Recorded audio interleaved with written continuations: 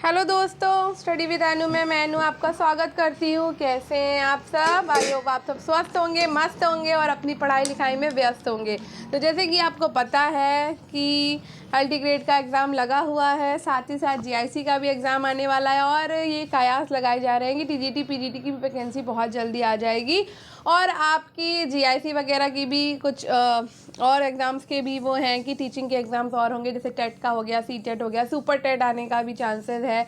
अब देखिए क्या होता है। न्यूज़ तो बहुत सारी आ रही है कि ये वैकेंसी आने वाली, वो वैकेंसी आने वाली है। तो हमें क्या करना है? हमें तो भैया पढ़ते रहना है। तो अगर हम पढ़ते रहेंगे ना तो हमारा रिवीजन बना रहेगा और जब भी कोई फॉर्म आएगा तो हम आराम से अपने क्वेश्चन को कर पाएंगे। तो एक्स्ट्रा पढ़ने की ज़रूरत नहीं पड़ेगी, पढ़ते रहिए तो ज़्यादा बेटर रहेगा। तो मैं आपके लिए यहाँ पर आज जो है, आज का जो वीडियो है या आपकी जो क्लास है, आज से मैं स्टार्ट कर रही हूँ।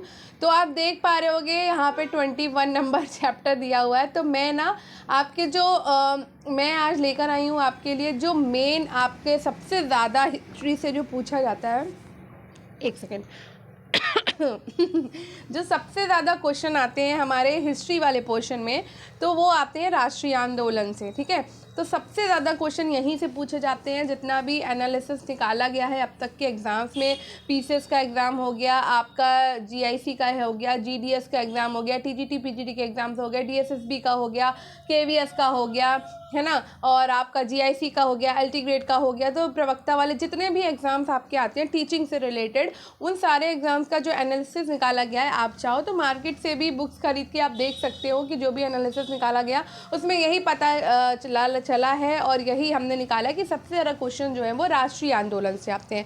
तो आज मैं टॉपिक आपके लिए यही लेके आई हूँ। और अगर अभी भी आप अल्टी ग्रेड के लिए पढ़ रहे हो और ये वीडियो अगर अल्टी ग्रेड एग्ज़ाम से पहले आपके पास पहुँचने वाला है, मुझे भी नहीं पता ये मैं कब आपको देने वाली हूँ, लेकिन आज मैं सोचा कि क्यों ना मैं आपके लिए इसको बना देती हूँ। तो इससे जितने भी जो है ना सारे क्वेश्चन इस वाले में जब तक अब तक के जितने भी एग्ज़ाम्स में क्वेश्चन आए इस टॉपिक से, वो सारे के सारे मैंने इसमें आपके लिए लेकर आई हूँ। तो या इसमें कम से कम 500 प्लस क्वेश्चन है। तो हमने अगर ये 500 क्वेश्चन कर लिए ना, 500 प्लस, तो समझ लीजिए इससे बाहर तो एग्ज़ाम में कहीं आएगा ही नहीं क्वेश्चन। तो इससे बाहर आपको कुछ भी नहीं मिलने वाला है, सब इसके अंदर ही है। तो बस इनको अच्छे से देख लीजिए, अच्छे से कर लीजिए, आपको कहीं भागने की ज़रूरत नहीं। एक ही वीडियो में आपको इस टॉपिक से सारे वीडियो मिलेंगे। तो इससे बाहर कुछ भी नहीं, इतना पढ़ लीजिए, इतना पढ़ के चले जाइए, इस टॉपिक से आपको बहुत क्वेश्चन मिल जाएंगे। और इसीलिए मैं पहला आपके लिए क्लास या पहला वीडियो यही लेकर आई हूँ जिससे सबसे ज़्यादा क्वेश्चन आते हैं। तो मैं ऐसे ही करने वाली हूँ। पहले ये सबसे ज़्यादा क्वेश्चन इसी से पूछे जाते हैं, तो मैं इससे ये वाला वीडियो लाई हूँ। उसके बाद मैं आपके लिए इससे जो कम टॉपिक है, इससे नीचे वाला जो इससे भी कम आता है, उसके बाद सेकंड वीडियो आपका उसका टॉपिक का होगा। फिर उसके बाद और उससे कम जिससे क्वेश्चन आते हैं उसे इस तरह से करके करूँगी। ठीक है, ताकि मतलब जिसमें हमें सबसे ज़्यादा है उसका हम सबसे पहले अच्छे से कर लें, उसके बाद जिससे कम क्वेश्चन आते हैं उसको बाद में, फिर और कम वाले उससे बाद में, ऐसे करके मैं आपको पूरी हिस्ट्री कवर करा दूँगी। तो बस ये है कि टॉपिक वाइज नहीं चलेगा, क्योंकि टॉपिक वाइज में ये है कि कुछ टॉपिक से बहुत कम क्वेश्चन आते हैं, तो ज़रूरत नहीं है कि हम उन पे इतना टाइम वेस्ट करें। तो अभी समय नहीं है ज़्यादा, तो मैंने सोचा अल्टी ग्रेड का भी लगा हुआ है आपका एग्ज़ाम, तो क्यों ना पढ़ लो सरसरी निगाह से।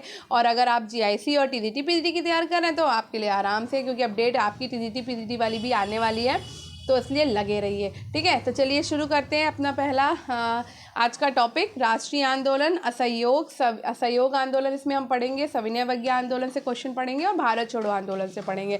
तो बहुत अच्छी ये जो बुक है मैंने आपके लिए परचेज़ करी थी, बहुत अच्छी किताब है और इससे बहुत अच्छे से मतलब क्वेश्चन इसमें दिए हुए हैं और साथ ही मतलब 500 क्वेश्चन माने रखता है, बहुत ज़्यादा इस टॉपिक से क्वेश्चन पूछे गए हैं। तो चलिए इससे बाहर हमें कुछ भी नहीं मिलने वाला, तो शुरू करते हैं।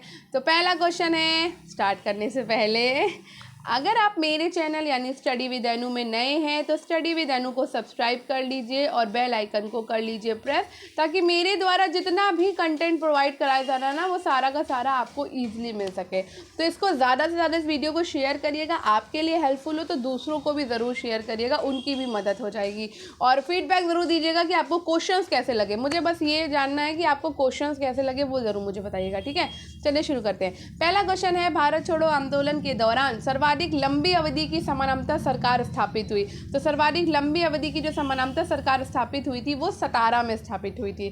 तो भारत छोड़ो आंदोलन 1942 के दौरान देश के कई भागों में समानांतर सरकारों का गठन किया गया। चित्तू पांडे के नेतृत्व में बलिया में, जाति सरकार के रूप में तामलुक, मिदनापुर पश्चिम बंगाल में और सतारा महाराष्ट्र में। 1943 के मध्य से 1945 तक। तो आप देख सकते हो इसमें इंपॉर्टेंट क्या क्या है। इम्पॉर्टेंट ये है कि चित्तू पांडे के नेतृत्व में बलिया में समानांतर सरकार आई थी, जाति सरकार के रूप में तामलुक, मिदनापुर पश्चिम बंगाल में और सतारा महाराष्ट्र में। 1943 के मध्य में 1945 तक समानांतर सरकारों का गठन किया गया। सतारा में सबसे लंबे समय तक प्रति सरकार के नाम से सरकार का गठन किया गया, जिसमें YV चौहान, नाना पाटिल आदि नेताओं की प्रमुख भूमिका रही। इसके प्रमुख कार्यों में गांधी विवाहों का आयोजन, शराबबंदी अभियान, ग्रामीण पुस्तकालयों की स्थापना, औपनिवेशिक शासन के खिलाफ आज़ादी की घोषणा आदि शामिल थे। नेक्स्ट है असहयोग आंदोलन के संबंध में निम्न में से कौन से कथन सही हैं? तो असहयोग आंदोलन में गांधी ने लोगों से अन्यायपूर्ण व्यवस्था से यानी दुष्ट प्रणाली से असहयोग करने को कहा। ब्रितानियों के भारतीय प्रशासन तंत्र को दुष्ट बताकर गांधी ने लोगों के दिलों से कानून की आतंक का भय निकाल दिया। असहयोग आंदोलन में गांधी ने लोगों से नागरिक और आपराधिक कानूनों को तोड़ने को कहा, या गांधी ने लोगों को निर्भय होकर जेल जाने को कहा, जिससे वे महाराजा का होटल हिज मैजिस्ट्रेट होटल बताया करते थे। नीचे दिए गए विकल्पों में से सबसे उपयुक्त उत्तर का चयन कीजिए। तो ये आप देख सकते हो, ये क्वेश्चन आपका NTA UGC नेट JRF में आया है दिसंबर 2020 में, ठीक है, जो और जून 2021 में भी आ चुका है ये, ठीक है। तो देखिए कितना इंपॉर्टेंट क्वेश्चन है, ठीक है। तो इसका आंसर है आपका C, यानी कि आपका 3 नंबर। तो इसमें पूछा क्या था? उपयुक्त उत्तर 3 नंबर है ना। तो 3 नंबर में आपका केवल A, B और D सही है, ठीक है। यानी कि असहयोग आंदोलन में गांधी जी ने लोगों से अन्यायपूर्ण व्यवस्था से यानी दुष्ट प्रणाली से असहयोग करने को कहा, ठीक है। और इसके अलावा ब्रितानियों के भारतीय प्रशासन तंत्र को दुष्ट बता के गांधी जी ने लोगों के दिलों से कानून की आतंक का भय निकाल दिया, और गांधी ने लोगों को निर्भय होकर जेल जाने को कहा, जिसे वे महाराजा का होटल हिज मैजिस्ट्रेट बताया करते थे, ठीक है। तो असहयोग आंदोलन कलकत्ता में कांग्रेस के विशेष अधिवेशन 1920 में पास हुआ, है ना, ठीक है, ये याद रखिएगा। असहयोग आंदोलन का जो प्रस्ताव है वो दिसंबर 1920 में नागपुर में हुए कांग्रेस के वार्षिक अधिवेशन में पुष्टि कर दी गई। असहयोग आंदोलन गांधी जी के द्वारा 1 अगस्त 1920 को शुरू किया। डेट बहुत आती है, पूछी जाती है। इस आंदोलन में गांधी जी ने लोगों से अपील की कि वह अन्यायपूर्ण व्यवस्था यानी दुष्ट प्रणाली से असहयोग करें।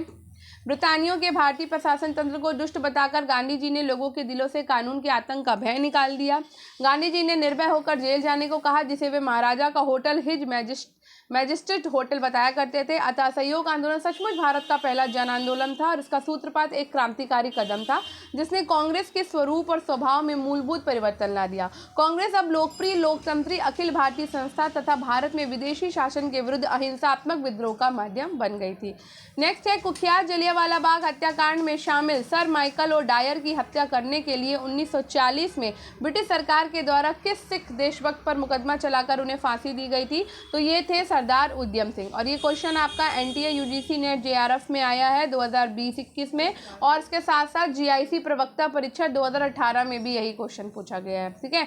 तो 13 अप्रैल 1919 को अमृतसर के जलियांवाला बाग में आयोजित सभा स्थल में उपस्थित भीड़ पर अंग्रेज जनरल माइकल ओडायर ने बिना कोई पूर्व सूचना या चेतावनी के गोली चलवा दी, जिसमें करीब 1000 लोग मारे गए थे। सरकारी रिपोर्ट के अनुसार 10 मिनट तक हुई गोलाबारी में करीब 379 व्यक्ति मारे गए, जबकि मरे कितने थे? 1000 लोग, और 1200 लोग घायल हुए। उन्होंने ये अपनी रिपोर्ट में बताया था। हंटर कमेटी की रिपोर्ट के आधार पर माइकल ओडायर को निर्दोष साबित कर दिया गया और सरकार ने उसे सेना से निकाल दिया। और ब्रिटिश अखबारों ने क्या किया? माइकल ओडायर को साम्राज्य का शेर कहकर सम्मानित किया। बताइए कितनी गलत बात थी। माइकल ओडायर जब स्वदेश यानी कि लंदन गया तो उद्यम सिंह ने अपना नाम राम मोहम्मद सिंह आज़ाद रखा, ये याद रखिएगा। और माइकल ओडायर की मार्च 1940 में लंदन में हत्या कर दी और इस जुर्म से उद्यम सिंह को फांसी दे दी गई और 1974 में उद्यम सिंह की अस्थियों को भारत में लाया गया। मनजीत सिंह कशीद क्रांतिकारी सरदार उद्यम सिंह के मित्र और सहयोगी थे, ठीक है। नेक्स्ट क्वेश्चन पर चलते हैं। नेक्स्ट क्वेश्चन थोड़ा सा बड़ा है तो इसको आराम से पढ़ेंगे और निर्देश करके कुछ क्वेश्चन है, ठीक है। तो 1 मिनट रुकिए। इंडियन नेशनल कांग्रेस सिर्फ एक दल नहीं बल्कि एक आंदोलन था, जिसमें व्यापक रूप से अलग अलग राजनीतिक और वैचारिक दृष्टि रखने वाले व्यक्ति और समूह शामिल थे। ये मुख्य धारा का संगठन था लेकिन एकमात्र धारा नहीं था। स्पष्ट है कि गैर कांग्रेसी आंदोलनों को कभी समानांतर धाराओं के रूप में नहीं देखा गया, जैसा कि कुछ लोगों ने कहा है कि हालांकि वे कांग्रेस के बाहर थे, उनमें से ज़्यादातर उससे सचमुच अलग नहीं थे और किसी भी चरण में वे कांग्रेस का विकल्प नहीं बने। सिर्फ एक जिसके बारे में कहा जा सकता है कि उसने राजनीति की वैकल्पिक धारा बनाई, वो थी सांप्रदायिक और जातिवादी आंदोलनों की धारा, जो ना राष्ट्रीय थी और ना साम्राज्यवाद विरोधी। 1919 से 1942 के बीच अनगिनत जन आंदोलनों के अलावा अनेक सत्याग्रह अभियान चलाए गए। ये आंदोलन अनेक रूपों और चरणों में नए किस्म की राजनीति लोगों के सामने ले आया और इसने उनके धर्म, जाति और स्थान आधारित आधुनिकता पूर्व चेतना या पारंपरिक शासक के प्रति निष्ठा को नहीं झकझोरा। हालांकि कुछ मामलों में गांव में कुछ आंदोलनों में अनुशासन लाने के लिए जातिगत ढांचे का इस्तेमाल किया गया, जबकि आंदोलन के लक्ष्य और उसकी मांगों का जाति से कोई लेना देना नहीं था। भारतीय संस्कृति के उपनिवेशीकरण से बचाव के लिए 19वीं शताब्दी में जो सामाजिक और धार्मिक सुधार आंदोलन खड़े हुए, वे भी राष्ट्रीय आंदोलन में समाहित हो गए। जन आंदोलन के रूप में भारत का राष्ट्रीय आंदोलन एक तरफ जहां ब्रिटिश शासन के खिलाफ लड़ने के लिए विविध प्रतिभाओं, ऊर्जाओं और व्यापक रूप से लोगों की क्षमताओं का इस्तेमाल कर पाया, वहीं रचनात्मक कार्यक्रमों पर भी बल दिया गया। निम्न में से कौन आंदोलन की वैकल्पिक धारा नहीं थे पर उसके समानांतर अवश्य थे? गदर आंदोलन, सविनय अवज्ञा आंदोलन, Indian national army, royal Indian navy विद्रोह या नीचे दिए गए विकल्पों में सबसे उपयुक्त उत्तर का चयन करिए। तो उत्तर है आपका ए, सी और डी, यानी कि गदर आंदोलन, इंडियन नेशनल आर्मी और रॉयल इंडियन नेवी विद्रोह। तो भारतीय स्वतंत्रता आंदोलन में भारतीय राष्ट्रीय कांग्रेस ने महत्वपूर्ण भूमिका निभाई। भारतीय राष्ट्रीय कांग्रेस की स्थापना 28 दिसंबर 1885 को बम्बई के गोकुलदास तेजपाल संस्कृत कॉलेज में हुई। ये एक राजनीतिक संगठन ही नहीं बल्कि जन आंदोलन भी था, जिसमें अलग अलग राजनीतिक और वैचारिक दृष्टि रखने वाले व्यक्ति और समूह शामिल थे। कांग्रेस मुख्य धारा का संगठन था लेकिन एकमात्र धारा नहीं। सविनय अवज्ञा आंदोलन भी मुख्य धारा का संगठन था। कुछ विद्वानों का मानना था कि गैर कांग्रेसी आंदोलन कभी समानांतर धारा में नहीं शामिल थे, हालांकि वे कांग्रेस के बाहर थे और विचारधारा के स्तर पर भी कांग्रेस का विकल्प नहीं बने। सिर्फ सांप्रदायिक और जातिवादी आंदोलन ने राजनीति को वैकल्पिक धारा बनाई, जो न राष्ट्रीय और न साम्राज्यवाद विरोधी बल्कि अपने अधिकारों के हनन के खिलाफ किए गए आंदोलन थे। परंतु बाद के कुछ आंदोलन जैसे कि गदर आंदोलन, नेशनल आर्मी आंदोलन, रॉयल इंडियन नेवी आंदोलन आदि वैकल्पिक धारा के नहीं थे लेकिन समानांतर अवश्य थे, क्योंकि इनका विरोध भी औपनिवेशिक शासन के खिलाफ था। नेक्स्ट है, निम्न में से कौन गैर कांग्रेसी आंदोलन था? तो गैर कांग्रेसी आंदोलन था all India depress classes mission society of India. All India depress classes mission society of India एक गैर कांग्रेसी आंदोलन था जिसका मुख्य उद्देश्य दलित जातियों में अपने अधिकारों के प्रति जागृति पैदा करना था, और ये सोसाइटी महाराष्ट्र में V.R. शिंदे, विट्ठल रामजी शिंदे ने 1906 में स्थापित किया। इस सोसाइटी के प्रथम अध्यक्ष N.G. चंद्रावकर को बनाया गया था और इनके प्रयास से 1918 में प्रथम अखिल भारतीय दलित वर्ग सम्मेलन का आयोजन किया गया, जिसमें सर्वप्रथम अखिल भारतीय अस्पृश्यता विरोधी घोषणा पत्र जारी किया गया था। चरमपंथी कांग्रेस से संबंधित थे। 1907 में कांग्रेस के सूरत अधिवेशन में कांग्रेस दो हिस्सों नरमपंथियों और अतिवादियों यानी कि चरमपंथी में विभाजित हो गया। चरमपंथी के सबसे प्रमुख नेता बाल गंगाधर तिलक, लाला लाजपत राय, विपिन चंद्र पाल, अरविंद घोष थे। All India trade union Congress की स्थापना M.N. जोशी के द्वारा 1920 में बम्बई में हुई थी और इसके प्रथम अध्यक्ष लाला लाजपत राय थे। 1936 को प्रथम अखिल भारतीय किसान सभा का गठन लखनऊ में किया गया और 11 अप्रैल 1936 के अखिल भारतीय किसान सभा का सम्मेलन हुआ, जिसके अध्यक्ष स्वामी सहजानंद सरस्वती थे। इससे पूर्व बंगाल, पंजाब, उत्तर प्रदेश और आंध्र प्रदेश में किसान सभाओं का गठन किया गया था। नेक्स्ट है, भारतीय राष्ट्रीय आंदोलन में किस प्रकार के लोग नहीं जुड़े थे? तो भाई भारतीय राष्ट्रीय आंदोलन में आपके साम्राज्यवादी प्रकार के लोग नहीं जुड़े थे। भारतीय राष्ट्रीय आंदोलन के आरंभ 1885 में कांग्रेस के गठन से माना जाता है। भारतीय राष्ट्रीय आंदोलन में व्यापक रूप से अलग अलग राजनीतिक और वैचारिक दृष्टि रखने वाले व्यक्ति और समूह शामिल थे, किंतु साम्राज्यवादी लोग इस आंदोलन से नहीं जुड़े थे। भारतीय राष्ट्रीय आंदोलन में मध्यम मार्गियों ने महत्वपूर्ण भूमिका निभाई। इन्होंने अपने भाषणों में ब्रिटिश सरकार की निंदा करी और जनमत संग्रह के लिए देश के विभिन्न भागों में अपने प्रतिनिधि भेजे। 1920 में M.N. रॉय और ताशकंद में रहने वाले कुछ अन्य भारतीय उत्प्रवासियों ने भारतीय साम्यवादी दल का गठन किया, जो राष्ट्रीय आंदोलन में लगातार सक्रिय रहे। भारतीय राष्ट्रीय आंदोलन में स्वराज्यों की भी मुख्य भूमिका रही। 1 जनवरी 1923 में देशबंधु चित्तरंजन दास और मोतीलाल नेहरू ने स्वराज पार्टी का गठन किया।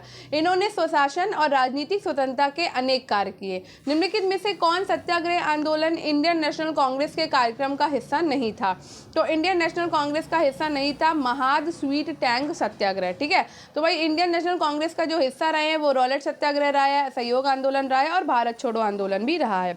तो महाद स्वीट टैंक यानी कि मीठा जलाशय सत्याग्रह भीमराव अंबेडकर की अगुवाई में 1927 को महाराष्ट्र राज्य के रायगढ़ जिले के महाद नामक स्थान पर दलितों को सार्वजनिक चबदार तालाब से पानी पीने और इस्तेमाल करने का अधिकार दिलाने के लिए किया गया था। ये प्रभावी सत्याग्रह था और ये सत्याग्रह भारतीय राष्ट्रीय कांग्रेस के कार्यक्रम का हिस्सा नहीं था। मार्च 1919 में रॉलेट एक्ट पास किया गया और भारतीयों ने इसे काला कानून कहा और इसका विरोध किया। इस एक्ट में एक व्यवस्था ये की गई थी कि मजिस्ट्रेट किसी भी संदेहास्पद व्यक्ति को गिरफ्तार करके जेल में डाल सकता था। उसके बाद अगस्त 1920 में असहयोग आंदोलन गांधी जी के द्वारा शुरू किया गया था और अगस्त 1942 में भारत छोड़ो आंदोलन हुआ। इसे अगस्त क्रांति भी कहते हैं। तो चारों ऑप्शंस के बारे में आपको पता चल गया। ठीक है, नेक्स्ट है इंडियन नेशनल कांग्रेस की कार्रवाइयों में महिलाओं ने किस वर्ष भाग लिया था? तो महिलाओं ने 1889 में भाग लिया। भारतीय राष्ट्रीय कांग्रेस की कार्रवाइयों में महिलाओं ने सबसे पहले 1889 में 5वें अधिवेशन में भाग लिया।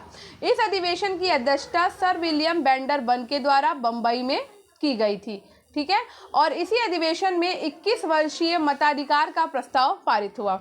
इसके बाद 1890 में छठे अधिवेशन में कलकत्ता विश्वविद्यालय की पहली स्नातक कादम्बिनी गांगुली ने भी संबोधित किया। श्रीमती एनी बेसेंट, सरोजनी नायडू और नलिनी सेनगुप्ता ने क्रमशः 1917 यानी कि एनी बेसेंट जो है उन्होंने 1917 कलकत्ता के भारतीय राष्ट्रीय कांग्रेस की अध्यक्षता की। सरोजनी नायडू ने 1925 के कानपुर अधिवेशन की अध्यक्षता की थी और नलिनी सेनगुप्ता ने 1933 के कलकत्ता अधिवेशन की अध्यक्षता की थी। ठीक है, नेक्स्ट है किसके सुझाव पर भारतीयों को साइमन कमीशन से बाहर रखा गया? तो भैया ये काम किया था इरविन ने। इरविन के सुझाव पर भारतीयों को साइमन कमीशन से बाहर रखा गया था। 1919 के एक्ट में 10 वर्ष पर इसकी समीक्षा का प्रावधान था, किंतु 1929 में ब्रिटेन में आम चुनाव होने के कारण सरकार ने 8 नवंबर 1927 को ही इसकी घोषणा कर दी और इस कमीशन में ब्रिटिश संसद के 7 सदस्य सम्मिलित थे। इनमें लिबरल पार्टी के साइमन अध्यक्ष बनाए गए, कंजर्वेटिव पार्टी के बाथम और स्ट्रैकोना, हाउस ऑफ कॉमन्स के लेनफैक्स और कैडिगन, लेबर पार्टी के एटली और बर्नोन हॉर्शॉन अन्य सदस्य थे। कमीशन के सभी सदस्य यूरोपीय थे और इरविन के सुझाव पर भारतीयों को साइमन कमीशन से बाहर रखा गया था। ठीक है, नेक्स्ट क्वेश्चन पे चलते हैं। नेक्स्ट क्वेश्चन है 1885 में बॉम्बे में संपन्न होने वाले भारतीय राष्ट्रीय कांग्रेस के प्रथम अधिवेशन का अध्यक्ष कौन था? तो ये थे व्योमेश चंद्र बैनर्जी। कांग्रेस का प्रथम अधिवेशन 18 से 31 दिसंबर 1885 को बम्बई के गोकुलदास तेजपाल संस्कृत कॉलेज में हुआ था। प्रारंभ में इसका नाम भारतीय राष्ट्रीय संघ था, परंतु दादा भाई नौरोजी के सुझाव पर यह बदल के भारतीय राष्ट्रीय कांग्रेस कर दिया गया। ठीक है, प्रारंभ में यह अधिवेशन कहाँ होना था? पूना में होना था, लेकिन पूना में प्लेग फैलने के कारण इसका स्थान बदल के क्या कर दिया गया? बम्बई कर दिया गया। और इसकी अध्यक्षता किसने करी? WC बैनर्जी यानी कि व्योमेश चंद्र बैनर्जी ने की थी। ठीक है, नेक्स्ट क्वेश्चन है निम्नलिखित में से कौन इंडियन सिविल लिबर्टीज यूनियन से घनिष्ठ रूप से जुड़ा था?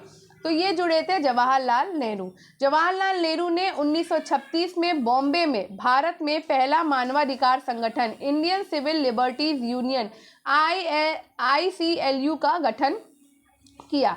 ठीक है, इंडियन सिविल लिबर्टीज यूनियन का उद्घाटन करते हुए उन्होंने कहा कि इसके गठन के पीछे का विचार सरकार का विरोध करने का अधिकार था। ठीक है, नेक्स्ट है द्वितीय गोलमेज सम्मेलन में श्रीमती सरोजनी नायडू ने किसके द्वारा नामित सदस्य के रूप में हिस्सा लिया? तो इन्होंने भारत सरकार के द्वारा नामित सदस्य के रूप में हिस्सा लिया था।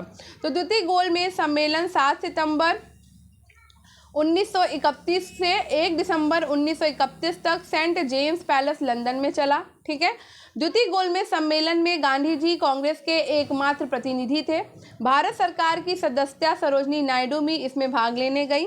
इनके साथ एनी बेसेंट भी थी और इन्होंने भारतीय महिलाओं का प्रतिनिधित्व किया। मदन मोहन मालवीय राष्ट्रवादी दल के प्रतिनिधि के रूप में गए थे। ठीक है, आगे बढ़ते हैं। निम्नलिखित में से किसने भारतीय राष्ट्रीय कांग्रेस को सुरक्षा कपाट सिद्धांत कहा है? तो सुरक्षा कपाट सिद्धांत कहा है लाला लाजपत राय ने। भारतीय राष्ट्रीय कांग्रेस की स्थापना पर विभिन्न विद्वानों ने अपना मत प्रकट किया। लाला लाजपत राय ने अपनी पुस्तक young India and interrogation and the history of the nationalist movement from within में सुरक्षा कपाट सिद्धांत दिया और उन्होंने लिखा कि भारतीय राष्ट्रीय कांग्रेस की स्थापना का मुख्य कारण ये था कि इसमें संस्थापकों की उत्कंठा ब्रिटिश साम्राज्य को छिन्न भिन्न होने से बचाने की थी। ह्यूम के जीवनी कारक वेडनबर्न ने लिखा कि भारत में असंतोष की बढ़ती हुई शक्तियों से बचने के लिए एक अभय द्वीप यानी कि सेफ्टी वॉल्व की आवश्यकता है और कांग्रेसी आंदोलन से बढ़कर अभय द्वीप कोई दूसरी चीज नहीं हो सकती। ठीक है, नेक्स्ट क्वेश्चन पे चलते हैं। नेक्स्ट क्वेश्चन है 1927 में नियुक्त हारकोर्ट बटलर समिति ने अनुशंसा की थी। तो इसने की थी ब्रिटिश सर्वोच्चता के माध्यम से रियासतों का संरक्षण। 1927 में ब्रिटिश सरकार हारकोर्ट बटलर समिति ने ब्रिटिश सर्वोच्चता के माध्यम से रियासतों के संरक्षण की अनुशंसा की और इस कमीशन ने भारतीय रियासतों एवं ब्रिटिश सरकार के संबंधों को स्पष्ट किया तथा रियासतों के संरक्षण पर बल दिया। ठीक है, नेक्स्ट है असहयोग आंदोलन के संदर्भ में निम्नलिखित में से कौन सा कथन सही है? तो ये है प्रारंभ में लाला लाजपत राय गांधी जी के असहयोग आंदोलन के विरुद्ध थे। दूसरा है जमुना दास एवं मोतीलाल नेहरू के सहयोग से लाला लाजपत राय ने स्वराज दल की स्थापना करी। ठीक है, तो ये है इसमें आंसर होगा पहला कि प्रारंभ में लाला लाजपत राय गांधी के असहयोग आंदोलन के विरुद्ध थे। तो असहयोग आंदोलन का विरोध आरंभ में सुरेंद्र नाथ बनर्जी, विपिन चंद्र पाल, लाला लाजपत राय, CR दास, मोहम्मद अली जिन्ना आदि ने किया था, परंतु मोतीलाल नेहरू एवं अली बंधु के समर्थन से असहयोग आंदोलन के प्रस्ताव को स्वीकार कर लिया गया। इस आंदोलन के आरंभ के पश्चात ही राष्ट्रीय आंदोलन के गांधीवादी चरण का आरंभ हुआ। दिसंबर 1920 के नागपुर अधिवेशन में लाला लाजपत राय और CR दास ने अपने विरोध वापस ले लिए। स्वराज दल की स्थापना मोतीलाल नेहरू और चित्तरंजन दास ने की थी, जबकि लाला लाजपत राय ने स्वराज पार्टी की स्थापना में सहयोग किया था। ठीक है, नेक्स्ट है कराची अधिवेशन 1931 के संदर्भ में निम्नलिखित कथनों पर विचार करिए। तो गांधी इरविन समझौते का अनुमोदन करने के लिए ये कांग्रेस का एक विशेष अधिवेशन था और इसकी अध्यक्षता सरदार वल्लभ भाई पटेल ने करी है। तो भैया मेरे हिसाब से तो आंसर दोनों के दोनों ही आपके रॉन्ग है, नहीं सही है, सॉरी 1 और 2। ठीक है, 1931 में कांग्रेस का 45वां अधिवेशन कराची में हुआ। ये बात तो बिल्कुल सही थी, ठीक है, मैंने ध्यान नहीं दिया। 45वां अधिवेशन कराची में हुआ और इस सम्मेलन की अध्यक्षता जो है सरदार वल्लभ भाई पटेल ने की थी। गांधी इरविन समझौते को अनुमोदन करने के लिए ये कांग्रेस का एक विशेष अधिवेशन था और इसी अधिवेशन में गांधी जी ने कहा था कि गांधी मर सकता है लेकिन गांधीवाद नहीं। इसी अधिवेशन में भारत के विकास के लिए समाजवादी तत्वों को ग्रहण किया गया। नेक्स्ट क्वेश्चन है स्वदेशी आंदोलन के दौरान किसने स्वदेशी स्टीम नेविगेशन कंपनी की स्थापना करी? तो ये की थी चिदम्बरम पिल्लई ने। स्वदेशी आंदोलन के दौरान चिदम्बरम पिल्लई ने स्वदेशी स्टीम नेविगेशन कंपनी की स्थापना करी और बंगाल केमिकल स्वदेशी स्टोर्स की स्थापना PC रे ने किया था। अब विशेष तथ्य क्या है? स्वदेशी आंदोलन के दौरान वंदे मातरम भारतीय राष्ट्रीय आंदोलन का शीर्षक गीत बना। ब्रिटिश पत्रकार HW नेविंसन स्वदेशी आंदोलन से जुड़े थे और स्वदेशी के प्रचार प्रसार हेतु स्वदेशी वस्तु प्रचारणी सभा का गठन बाल गंगाधर तिलक के द्वारा महाराष्ट्र में किया गया था। नेक्स्ट है किस वर्ष और किस स्थान पर अखिल भारतीय किसान सभा का प्रथम अधिवेशन हुआ? तो ये हुआ था 1936 के लखनऊ अधिवेशन में। तो अखिल भारतीय किसान सभा की स्थापना 1936 में किसने करी? सहजानंद सरस्वती ने करी थी। कहाँ करी थी? लखनऊ में। गौरी शंकर मिश्र, इंद्र नारायण द्विवेदी और मदन मोहन मालवीय के प्रयत्नों से फरवरी 1918 में अवध में उत्तर प्रदेश किसान सभा की स्थापना की गई। उत्तर प्रदेश किसान सभा को शक्तिशाली बनाने में बाबा रामचंद्र, झिंगुरी पाल सिंह और दुर्गा पाल सिंह की महत्वपूर्ण भूमिका थी। 1920 में बाबा रामचंद्र की मुलाकात पंडित जवाहरलाल नेहरू से हुई और बाबा रामचंद्र ने जवाहरलाल और गौरी शंकर से किसानों की दुर्दशा का अवलोकन करने को कहा। 1920 में उत्तर प्रदेश किसान आंदोलन सहयोग आंदोलन के साथ जुड़ गए हैं। 17 अक्टूबर 1920 को बाबा रामचंद्र के प्रयास से अवध किसान सभा का गठन किया गया और इस संगठन को मजबूत बनाने के लिए जवाहरलाल नेहरू, गौरी शंकर, माता बदल पांडे, देव नारायण पांडे, केदारनाथ ने काम किया है। नेक्स्ट है, असहयोग आंदोलन के दौरान किसने कुमाऊं और गढ़वाल की पहाड़ियों में बेगार और वन कानूनों के विरुद्ध एक उग्र आंदोलन का नेतृत्व किया था? तो ये किया था बद्रीदत्त पांडे ने। असहयोग आंदोलन के दौरान 1921 में हरगोविंद पंत और बद्रीदत्त पांडे ने कुमाऊं और गढ़वाल की पहाड़ियों में बेगार और वन कानूनों के विरुद्ध एक उग्र आंदोलन का नेतृत्व किया था। नेक्स्ट है, इनमें से किस ब्रिटिश प्रधानमंत्री ने सांप्रदायिक अधिनिर्णय की शुरुआत की? तो सांप्रदायिक अधिनिर्णय की शुरुआत की थी मैकडोनाल्ड ने, रैमजे मैकडोनाल्ड ने। तो ब्रिटिश प्रधानमंत्री रैमजे मैकडोनाल्ड ने 16 अगस्त 1942 को, ठीक है, सांप्रदायिक पंचायत की घोषणा की थी और ये घोषणा द्वितीय गोलमेज सम्मेलन के दौरान सांप्रदायिक गतिरोध के कारण की गई। इसके अंतर्गत मुसलमानों, सिखों और ईसाइयों, आंग्ल भारतीयों, यूरोपियों, स्त्रियों के लिए पृथक निर्वाचन की व्यवस्था की गई थी।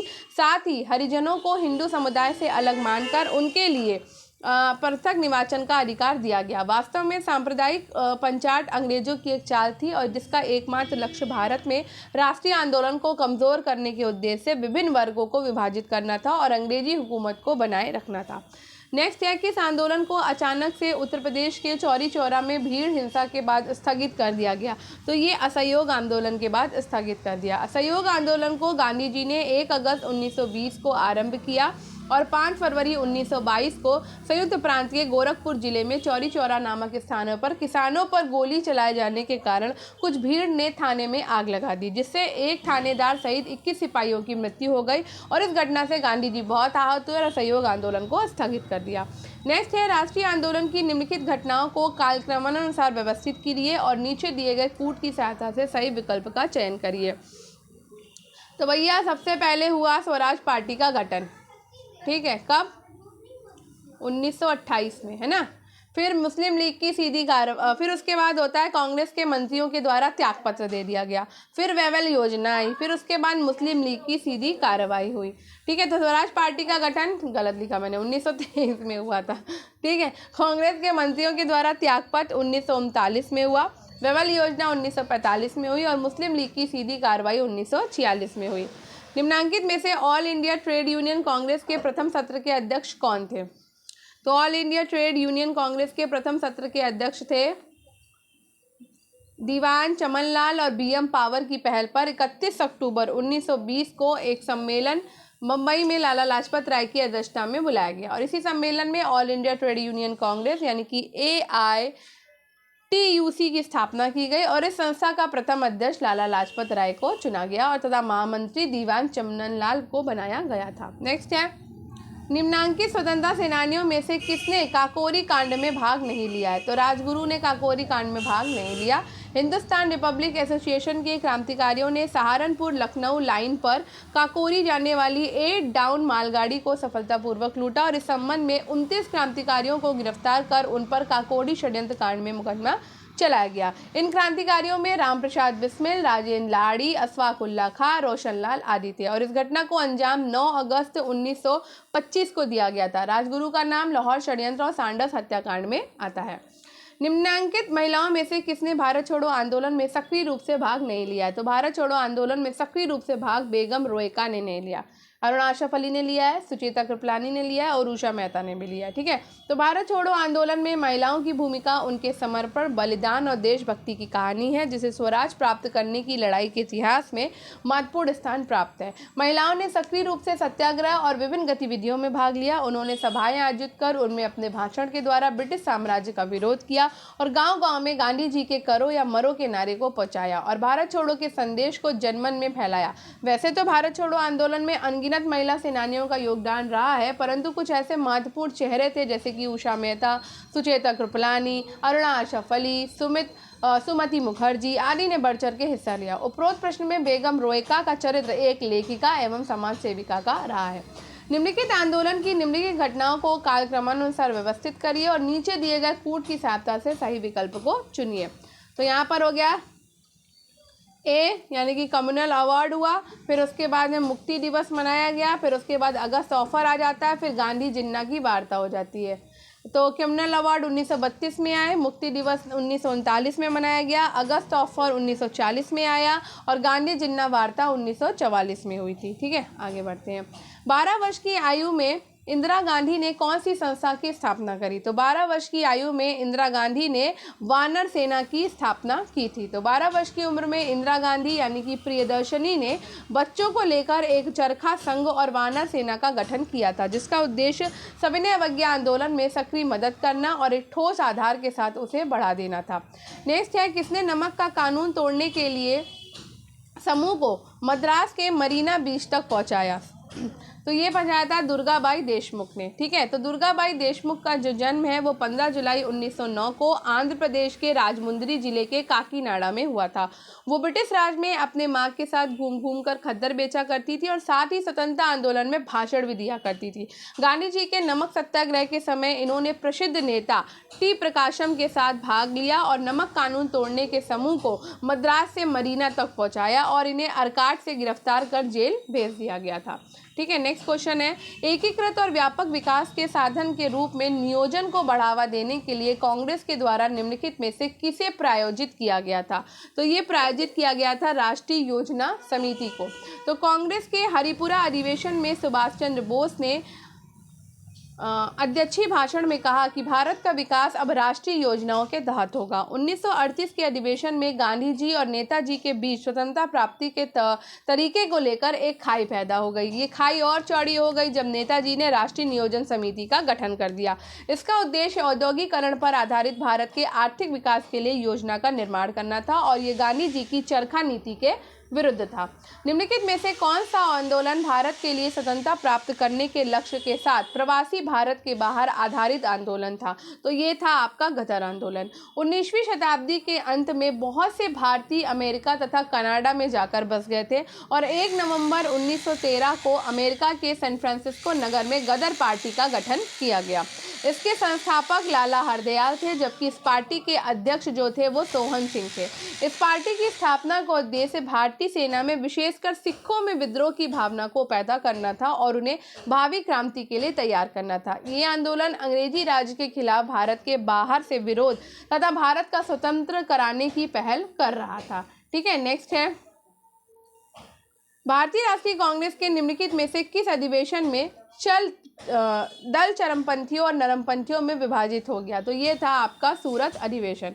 भारतीय राष्ट्रीय कांग्रेस के 1907 के सूरत अधिवेशन में चरमपंथ और नरमपंथ के अलावा अलगाव का मतभेद बंगभंग आंदोलन से ही बनना शुरू हो गया था, किंतु इसका तत्कालिक कारण ये था कि अधिवेशन नागपुर में हो तथा बाल गंगाधर तिलक और लाला लाजपत राय इसके अध्यक्ष बने तथा स्वदेशी बहिष्कार आंदोलन और राष्ट्रीय शिक्षा के पूर्ण समर्थन में एक प्रस्ताव पारित किया जाए, जबकि उदारवादियों ने अधिवेशन को सूरत में आयोजित करने की बात की और अध्यक्ष राज बिहारी बोस को घोष को बनाना चाहते थे, जिसके चलते स्वदेशी बहिष्कार एवं राष्ट्रीय शिक्षा के प्रस्ताव को वापस लेने की जोरदार मांग करना था। इसी नोकझोंक के चलते दोनों समूहों ने अपना रुख गर्म किए थे, लेकिन इस अधिवेशन को दादाभाई नेहरूजी को अध्यक्ष बनाकर दोनों पक्षों को शांत किया गया। इसमें स्वराज की मांग को लेकर काफी गहमा गहमी हो गई और मारपीट शुरू हो गई, जिसके चलते दोनों पंथ अलग अलग बिखर गए। नेक्स्ट है, निम्नलिखित में से कौन सा संगठन अखंड भारत की अवधारणा के प्रबल समर्थन में था? तो ये था आजाद मुस्लिम सम्मेलन। आजाद मुस्लिम सम्मेलन 1929 में स्थापित किया गया और इसकी स्थापना अल्लाह बख्श ने की थी। ये सम्मेलन भारत में राष्ट्रवादी मुसलमानों का एक संगठन था। इसका उद्देश्य समग्र राष्ट्रवाद और एक संयुक्त भारत की वकालत करना था। नेक्स्ट है, स्वराज पार्टी ने काउंसिल प्रवेश के पक्ष में निर्णय किया क्योंकि वो 1919 के अधिनियम की कमजोरियों का पर्दाफाश करना चाहती थी।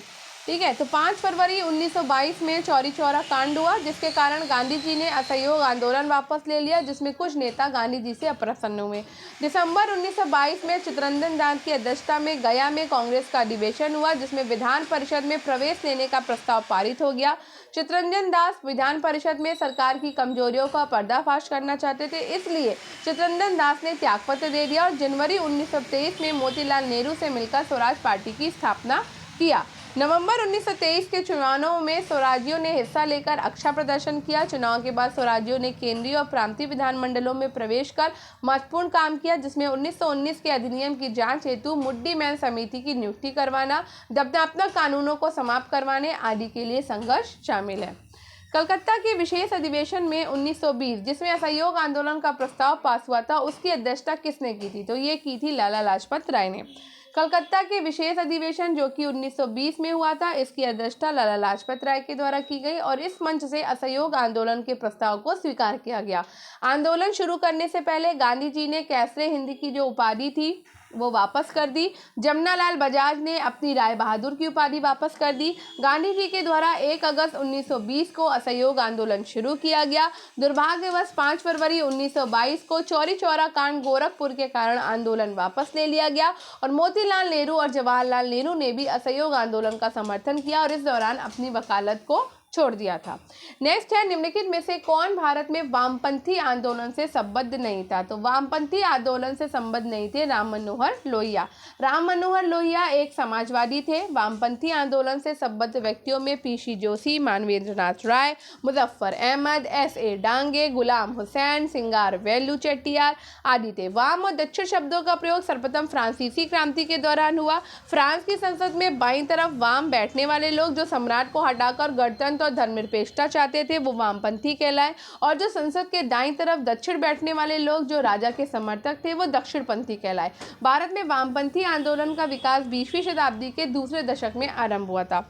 विशेष तथ्य ये है कि वामपंथी राजनीति उस विचारधारा को कहते हैं जो समाज को बदलकर उसमें सर्वाधिक आर्थिक समानता लाना चाहते हैं। इस विचारधारा में उन लोगों के लिए सहानुभूति व्यक्त की जाती है जो किसी भी कारण से अन्य लोगों की तुलना में बिछड़ गए हों या शक्तिहीन हो गए हों। पेशावर कांड का नायक कौन था? तो पेशावर कांड का नायक चंद्र सिंह गढ़वाली था। पेशावर कांड के नायक चंद्र सिंह गढ़वाली थे और इनका जन्म 25 दिसंबर 1891 को उत्तराखंड के पौड़ी गढ़वाल में हुआ था। 15 वर्ष की आयु में ये सेना में भर्ती हो गए। 1930 में गढ़वाल राइफल्स को पेशावर भेजा गया जहां पर नमक सत्याग्रह चल रहा था। 23 अप्रैल 1930 को चंद्र सिंह ने अपने कप्तान के विरोध में जाते हुए देशवासियों पर गोली चलाने से इनकार कर दिया। इसके बाद पूरी गढ़वाल रेजिमेंट से हथियार वापस ले लिए गए और उन्हें 11 वर्ष की सजा दी गई। स्वतंत्रता के पश्चात वे समाज सेवा करते रहे। 1 अक्टूबर 1969 को उनकी मृत्यु हो गई और उत्तराखंड शासन ने 1994 इन पर एक डाक टिकट जारी किया। ठीक है। नेक्स्ट क्वेश्चन है, 1857 के बाद भारत छोड़ो आंदोलन एक बहुत गंभीर विद्रोह था। ये किसका कथन है? तो ये कथन है लिलिथगो का। तो भारत छोड़ो आंदोलन की शुरुआत 8 अगस्त 1942 को हुई थी और इस आंदोलन में उग्रता इस कदर थी कि वो कई अर्थों में 1857 की क्रांति का स्मरण कराती थी। इसलिए तत्कालीन ब्रिटिश प्रधानमंत्री चर्चिल को भेजे गए एक तार में तत्कालिक व्यासराय लिलिथगो के द्वारा इस आंदोलन को 1857 के बाद का सबसे गंभीर विद्रोह कहना पड़ा। नेक्स्ट है, पाकिस्तान बनाने के विचार का प्रथम प्रणेता रहे हैं। तो ये है सर सैयद अहमद खां। पाकिस्तान शब्द का सर्वप्रथम प्रयोग जो है वो कैम्ब्रिज विश्वविद्यालय के छात्र चौधरी रहमत अली के द्वारा हुआ था। सर सैयद अहमद खान ने पाकिस्तान के निर्माण की कल्पना की थी और मोहम्मद अली जिन्ना स्वतंत्र पाकिस्तान के गवर्नर चुने गए थे। नेक्स्ट है, किसने भारत छोड़ो आंदोलन का नेतृत्व किया था? तो भारत छोड़ो आंदोलन का नेतृत्व किसी ने भी नहीं किया क्योंकि गांधी जी के आवाज़ पर यह आंदोलन शुरू हो गया था, लेकिन अंग्रेजों ने गांधी जी और प्रमुख कांग्रेस नेताओं को पकड़ के जेल में डाल दिया, जिससे आंदोलन का नेतृत्व क्या हुआ, वो जनता के पास खुद के पास हो गया। ठीक है। तो सारे नेताओं को पकड़कर जब जेल में डाल दिया जा रहा था तो जगह जगह लोगों ने अपना विरोध प्रकट करते रहे। ठीक है। तो यहाँ की भारत छोड़ो आंदोलन का कोई भी नेता नहीं था, जनता स्वयं थी। नेक्स्ट है, असहयोग आंदोलन पर कब रोक लगाई गई? तो असहयोग आंदोलन पर रोक लगाई गई थी 1922 में। तो असहयोग आंदोलन की जो शुरुआत होती है वो 1 अगस्त 1920 को हुई थी और इस आंदोलन के दौरान विद्यार्थियों के द्वारा शिक्षण संस्थाओं का बहिष्कार किया गया। गांधी जी ने 1920 में अपनी कैसरे हिंद की उपाधि लौटा दी और बहुत से अन्य लोगों ने भी गांधी जी का अनुसरण करते हुए अपनी पदवियों और उपाधियों को त्याग दिया। जमनालाल बजाज ने अपनी राय बहादुरी की उपाधि वापस कर दी और 5 फरवरी 1922 को उत्तर प्रदेश के गोरखपुर जिले में चौरी चौरा नामक स्थान पर घटना घटने के कारण असहयोग आंदोलन को स्थगित कर दिया गया। नेक्स्ट है, इन घटनाओं का सही कालानुक्रम क्या है? तो सही कालानुक्रम भैया बताइए। दूसरा गोलमेज सम्मेलन आपका 1931 में हुआ था, ठीक है। दांडी मार्च आपका 1930 में हुआ। गांधी इरविन समझौता जो है वो भी आपका 1931 में होता है, ठीक है। तो नागरिक असहयोग आंदोलन, चलो यहाँ पे आंसर देख ले। तो नागरिक असहयोग आंदोलन हुआ 1 अगस्त 1920 को। दांडी मार्च हुआ 12 मार्च 1930 को। गांधी इरविन समझौता हुआ 5 मार्च 1931 को। और दूसरा गोलमेज सम्मेलन हुआ 7 सितंबर 1931 को। रॉलट एक्ट क्या है? तो रॉलट एक्ट है विचारण के बिना किसी भी व्यक्ति को गिरफ्तार करने का अधिकार। रॉलट एक्ट कानून बिना किसी कारण बताए किसी भी व्यक्ति को गिरफ्तार करने की आज़ादी देता है। 1919 में इसी के विरोध में लोग जलियांवाला बाग में एकत्रित हुए थे, जिसके उपरांत जनरल डायर ने गोली चलवा दी। 13 अप्रैल 1919 को घटित इस घटना को जलियांवाला बाग हत्याकांड कहा गया। नेक्स्ट क्वेश्चन है, जलियांवाला बाग की सामूहिक हत्याकांड कहाँ पर हुआ था? तो ये हुआ था आपका अमृतसर में। 9 अप्रैल 1919 को 2 राष्ट्रवादी नेता डॉक्टर सत्यपाल और डॉक्टर सैफुद्दीन किचलू गिरफ्तार कर लिए गए और 13 अप्रैल 1919 को इनकी गिरफ्तारी के विरोध में जलियांवाला बाग अमृतसर में एक जनसभा एकत्र हुई। यहीं पर ब्रिटिश अधिकारी जनरल डायर ने पार्क में एकत्रित हुए निहत्थे लोगों पर गोली चलाने का आदेश दे दिया। दीनबंधु एफ एंड्रयूज ने इस हत्याकांड को जानबूझकर की गई हत्या कहा था। नेक्स्ट है, 1916 लखनऊ समझौते में भाग लिए हुए कुछ पक्ष कौन से हैं? तो ये पक्ष हैं आपके कांग्रेस और कांग्रेस लीग। 1916 में कांग्रेस में अधिवेशन हुआ था, जिसकी अध्यक्षता किसने करी थी? तो इसकी अध्यक्षता अंबिका चरण मजूमदार ने की थी। होम रूल लीग के संस्थापकों में तिलक और एनी बेसेंट के सहयोग से मुस्लिम लीग ने भी इस अधिवेशन में भाग लिया था। नेक्स्ट है स्वराज पार्टी के अध्यक्ष। तो स्वराज पार्टी के अध्यक्ष हैं चित्तरंजन दास। स्वराज पार्टी की स्थापना मार्च 1923 में की गई थी। मोतीलाल नेहरू इसमें सचिव और चित्तरंजन दास इसके अध्यक्ष थे। मदन मोहन मालवीय ने अखिल भारतीय हिंदू महासभा का गठन किया था, ठीक है। नेक्स्ट है, इन घटनाओं का सही अनुक्रम क्या है? मूडी मैन समिति की नियुक्ति, साइमन कमीशन का भारत आना, जलियांवाला बाग का हत्याकांड, स्वराज पार्टी की स्थापना। इसमें मुझे कुछ पता है, जैसे कि 1928 में साइमन कमीशन आया, जलियांवाला बाग हत्याकांड 1919 में हुआ था, स्वराज पार्टी का गठन 1923 में हुआ। अब ये मूडी मैन समिति मुझे नहीं पता है, तो इसका आंसर हम देख लेते हैं, ठीक है।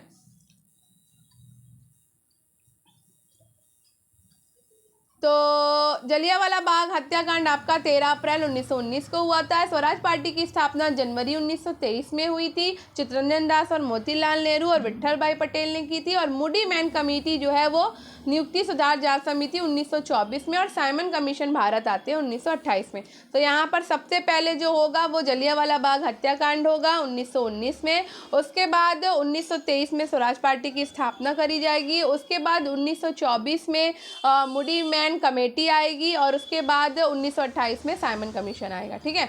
तो साइमन कमीशन का बहिष्कार करने वाले मद्रास में आयोजित कांग्रेस अधिवेशन का अध्यक्ष कौन था? तो ये थे डॉक्टर अंसारी। 1927 के मद्रास अधिवेशन जिसकी अध्यक्षता डॉक्टर अंसारी ने की थी, इसी में साइमन कमीशन के विरोध का प्रस्ताव पारित हुआ था। बदरुद्दीन तैयब जी ने कांग्रेस की अध्यक्षता 1887 में मद्रास में करी थी। मोहम्मद अली जिन्ना भारतीय राष्ट्रीय कांग्रेस की कभी अध्यक्षता नहीं की है। 1939 के अंबारी सत्याग्रह का नेतृत्व किसके द्वारा किया गया? तो अंबारी सत्याग्रह का नेतृत्व राहुल सांकृत्यायन के द्वारा किया गया था। 1939 में बिहार में अंबारी सत्याग्रह का नेतृत्व राहुल सांकृत्यायन ने किया और इस सत्याग्रह के दौरान राहुल सांकृत्यायन को एक झूठे मामले में फंसाकर जेल भेजा गया और उन्हें 6 महीने की सजा हुई। राहुल सांकृत्यायन हिंदी साहित्य की अद्वितीय विभूति थे और उन्होंने यात्रा वृत्तांत को हिंदी साहित्य में लोकप्रिय बनाया है। साइमन कमीशन भारत कब आया था? तो साइमन कमीशन 1928 ईस्वी में भारत आया। तो साइमन आयोग में 7 ब्रिटिश सांसदों का समूह था। इसका गठन 1927 में भारत में संविधान सुधारों के अध्ययन के लिए किया गया था। इस साइमन आयोग के अध्यक्ष सर जॉन साइमन थे। भारत में 3 फरवरी 1928 को ये आयोग बम्बई पहुंचा और इस दिन साइमन कमीशन के विरोध में साइमन कमीशन वापस जाओ के नारे बुलंद किए गए थे। निम्न में से किसे भारत छोड़ो आंदोलन के दौरान गिरफ्तार कर अहमदनगर किले में नहीं रखा गया था? तो डॉक्टर राजेंद्र प्रसाद को। तो भारत छोड़ो आंदोलन द्वितीय विश्व युद्ध के समय 8 अगस्त 1942 को शुरू हुआ और इसका लक्ष्य भारत से अंग्रेजी साम्राज्य को समाप्त करना था। भारत छोड़ो आंदोलन के दौरान डॉक्टर राजेंद्र प्रसाद को पटना जेल में कैद किया गया था। नेक्स्ट है, निम्नलिखित में से कौन काकोरी षड्यंत्र में सम्मिलित या संलिप्त नहीं था? रामप्रसाद बिस्मिल, रोशन सिंह, अशफाक उल्लाह खां या सूरसेन? तो यहाँ पे आंसर सूरसेन होना चाहिए। ठीक है, सही है। तो हिंदुस्तान रिपब्लिक एसोसिएशन के क्रांतिकारियों ने सहारनपुर लखनऊ लाइन पर काकोरी जाने वाली ट्रेन को 9 अगस्त 1925 को लूट लिया। 9 अगस्त को, ठीक है। इस लूट में सूरसेन शामिल नहीं थे। बाद में इस लूटकांड के लिए 4 क्रांतिकारियों को फांसी दे दी गई, जिसमें राजेंद्र लाहिड़ी को गोंडा जेल में, रोशन सिंह को इलाहाबाद जेल में, रामप्रसाद बिस्मिल को गोरखपुर जेल में और अशफाक उल्लाह खां को फैजाबाद जेल में फांसी दी गई। एक अभियुक्त चंद्रशेखर आजाद जो है वो फरार हो गए थे और इंडियन रिपब्लिक आर्मी की स्थापना 1930 में सूरसेन मास्टर दा के द्वारा चटगांव बंगाल में की गई थी। ठीक है, नेक्स्ट है, भारत छोड़ो आंदोलन रूस तथा फ्रांस की क्रांति से कम नहीं था। ये कथन किसका है? तो ये कथन है जयप्रकाश नारायण का। भारत छोड़ो आंदोलन रूस और फ्रांस की क्रांति से कम नहीं था, ये कथन जयप्रकाश नारायण का है। भारत छोड़ो आंदोलन द्वितीय विश्व युद्ध के समय पे 8 अगस्त 1942 को शुरू हुआ था और इसका लक्ष्य भारत से ब्रितानी साम्राज्य को समाप्त करना था। नेक्स्ट है, बारदोली सत्याग्रह का नेतृत्व किसने किया? तो बारदोली सत्याग्रह का नेतृत्व वल्लभ भाई पटेल ने किया था। बारदोली सत्याग्रह भारतीय स्वाधीनता संग्राम के दौरान 1928 में गुजरात में एक प्रमुख किसान आंदोलन था, जिसका नेतृत्व सरदार वल्लभ भाई पटेल ने किया। प्रांतीय सरकार ने किसानों के लगान में 22% तक की वृद्धि कर दी, जिसकी वजह से पूरे गुजरात के किसानों ने इसका विरोध किया। परिणाम स्वरूप लगान की वृद्धि दर 22% से 6.03% हो गई थी और इसी सफलता के बाद वल्लभ भाई को सरदार की उपाधि मिली थी। नेक्स्ट है, 23 मार्च 1931 को भगत सिंह के साथ जिन 2 अन्य क्रांतिकारियों को फांसी दी गई थी, उनका क्या नाम था? उनका नाम था राजगुरु और सुखदेव। तो भगत सिंह, सुखदेव और राजगुरु ने 1928 में लाहौर में एक ब्रिटिश जूनियर पुलिस अधिकारी जॉन सैंडर्स की गोली मार के हत्या कर दी। इसका मुकदमा लाहौर षड्यंत्र केस के नाम से चलाया गया था और इसके लिए तीनों को फांसी की सजा सुनाई गई थी। 23 मार्च 1931 को इन तीनों को लाहौर षड्यंत्र मामले में फांसी की सजा दी गई और इस दिवस को शहीदी दिवस कहा जाता है। नेक्स्ट है, किस ब्रिटिश प्रशासक राजनीतिक ने पहली बार स्वीकार किया कि 1857 एक राष्ट्रीय विद्रोह था?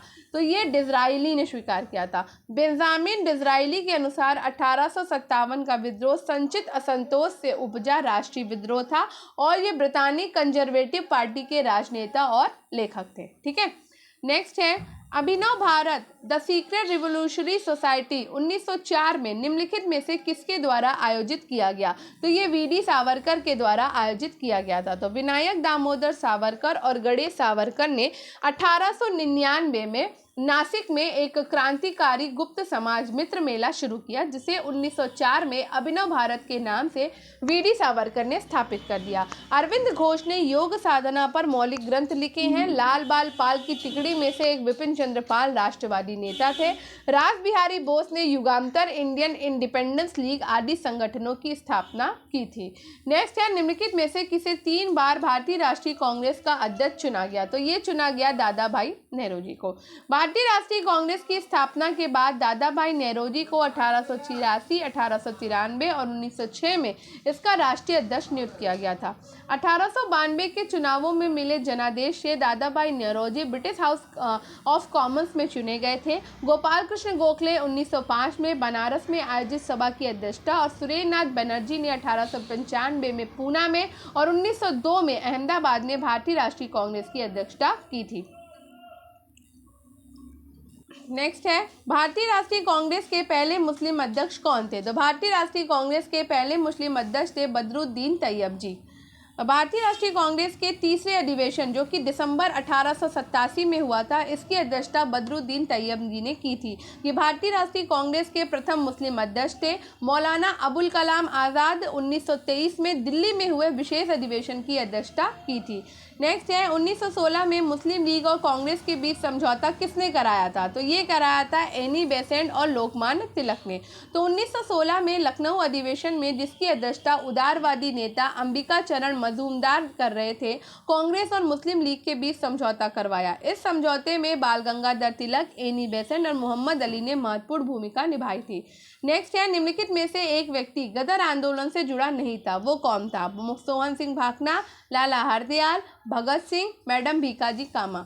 तो इसमें से गदर सिंह क्या नाम है इनका, भगत सिंह शामिल नहीं थे। तो 1 नवंबर 1913 को सैन फ्रांसिस्को में लाला हरदयाल के प्रयासों से गदर पार्टी की स्थापना हुई। अन्य सदस्यों में सोहन सिंह भाखड़ा, बरकत उल्लाह, करतार सिंह सराभा, रामचंद्र, हरिनाम सिंह टुंडीलाल, मैडम भीकाजी कामा और रघुवीर दयाल गुप्ता सक्रिय सदस्य थे। सोहन सिंह भाखड़ा संस्थापक अध्यक्ष और लाला हरदयाल महामंत्री थे। भगत सिंह नौजवान भारत सभा के संस्थापक होने के साथ ही वे अन्य क्रांतिकारी संगठन हिंदुस्तान सोशल रिपब्लिक एसोसिएशन के सक्रिय सदस्य भी थे।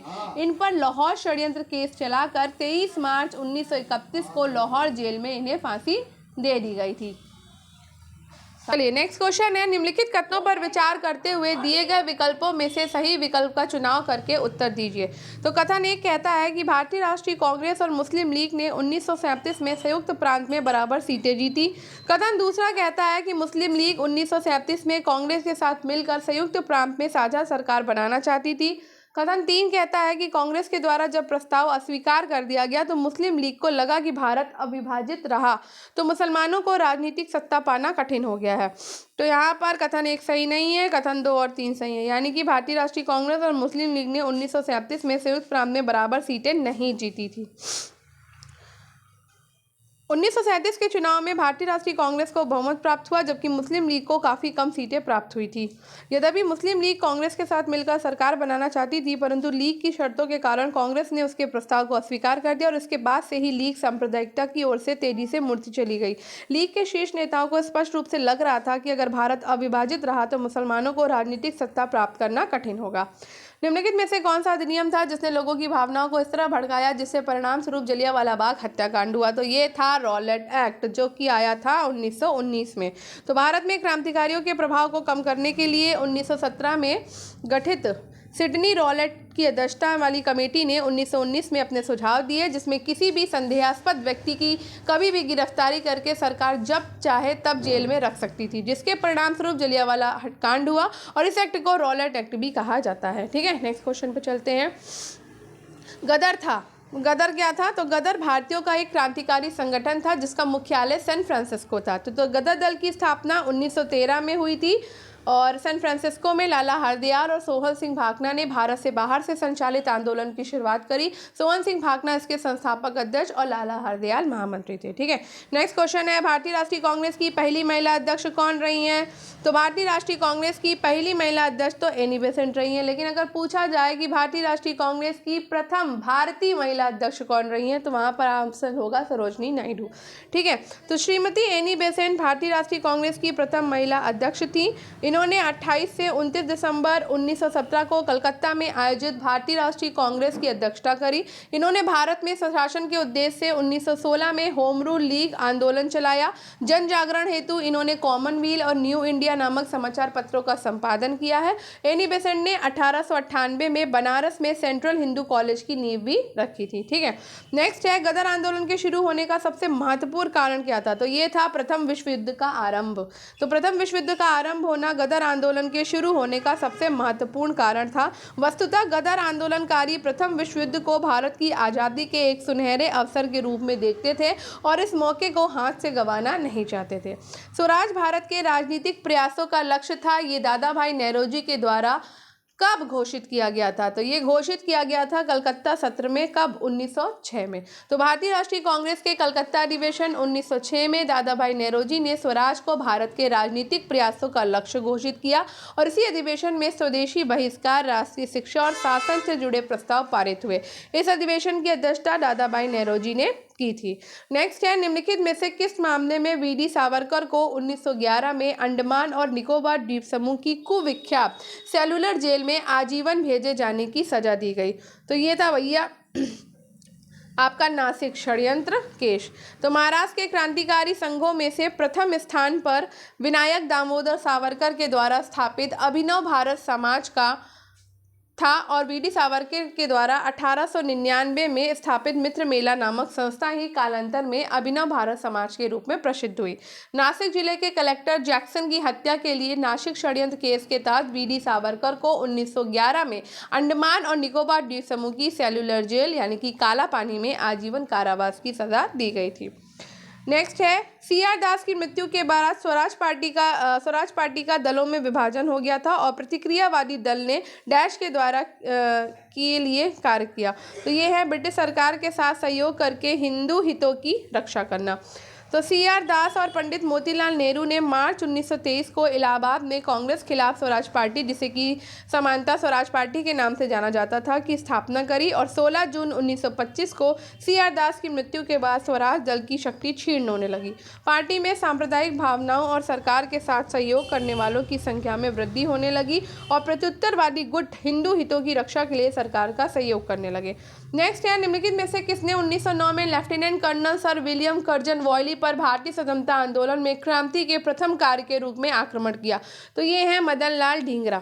इंडियन हाउस के सदस्य मदन लाल ढींगरा ने 1 जुलाई 1909 को भारत सचिव के राजनीतिक सलाहकार विलियम कर्जन वॉयली की गोली मार के हत्या कर दी। फलस्वरूप मदन लाल ढींगरा को फांसी पर लटका दिया गया और इस हत्याकांड के बाद सावरकर को गिरफ्तार करके नासिक षड्यंत्र केस के अंतर्गत मुकदमा चलाने के लिए भारत भेजा गया। इंडिया हाउस के प्रमुख सदस्य वीडी सावरकर, हरदयाल और मदन लाल ढींगरा थे। नेक्स्ट है, निम्नलिखित में से किस सत्र में 1916 में पृथक निर्वाचन क्षेत्र की स्वीकृति में कांग्रेस के द्वारा मुस्लिम लीग को रियायत दी गई थी? तो मुस्लिम लीग को रियायत दी गई थी लखनऊ के 1916 सत्र में। ये क्वेश्चन TGT 2016 में आया था। देखो, लखनऊ समझौते 1916 के द्वारा कांग्रेस ने पहली बार मुसलमानों के लिए पृथक निर्वाचक मंडल की मांग औपचारिक रूप से स्वीकार कर लिया, जो कालांतर में एक बड़ी भूल सिद्ध हुई। लखनऊ समझौते के अंतर्गत तैयार 19 सूत्री ज्ञापन सत्र में ब्रिटिश सरकार से भारत को अविलंब सुशासन प्रदान करने, प्रांतीय विधान परिषदों और गवर्नर जनरल की विधान परिषद का विस्तार करने तथा इनमें अधिक निर्वाचित सदस्यों को प्रतिनिधि देने की मांग की गई थी। नेक्स्ट क्वेश्चन पे चलते हैं। सही क्रम को व्यवस्थित कीजिए। तो सबसे पहले क्या आया? सबसे पहले ये देखो, TGT 2016 का पेपर है ये, ठीक है। तो सबसे पहले आया एल्बर्ट बेल, उसके बाद आ गया आपका मार्ले मिंटो सुधार, है ना।